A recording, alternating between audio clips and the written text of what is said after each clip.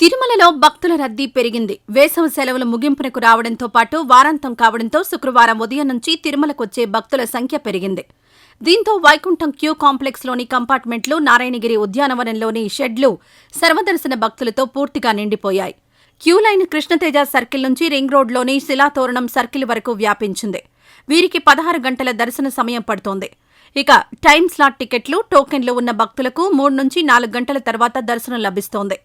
భక్తుల రద్దీ పెరిగిన క్రమంలో శ్రీవారి ఆలయం ప్రాంతం, మాడవీధులు, గదులు కేటాయించే కార్యాలయాలు, సీఆర్ఓ, ఆర్టీసీ బస్టాండ్, అన్నప్రసాద కేంద్రం, అఖిలాండం, లడ్డూ కాంప్లెక్స్, లేపాక్షి, రాంబగీచ కూడళ్లు భక్తులతో కిటకిటలాడుతున్నాయి. గదులు లభించని భక్తులు కార్యాలయం ముందు, యాత్రికుల వసతి సముదాయాలు, చెట్ల కింద, ఫుట్పాత్లపైనే సేద తీరుతున్నారు. ఇక తలనీలాలు సమర్పించే కళ్యాణ కట్టలు కూడా రద్దీగా మారాయి. తిరుమలలో సందర్శనీయ ప్రదేశాలైన శ్రీవారి పాదాలు, పాప వినాశనం కూడా భక్తులతో కిక్కిరిసిపోయాయి.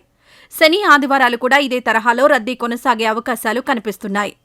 ఈ వీడియో నచ్చితే లైక్ చేయండి. అలాగే మా ఛానల్ని ఫస్ట్ టైం కనుక చూస్తున్నట్టయితే ఇప్పుడే సబ్స్క్రైబ్ చేసుకుని పక్కనే ఉన్న గంట సింబల్ని యాక్టివేట్ చేసుకోండి. అప్పుడే మేము పెట్టే ప్రతి వీడియో మీకు నోటిఫికేషన్గా వస్తుంది. అలాగే ఈ వీడియో పూర్తిగా చూసినందుకు ధన్యవాదాలు.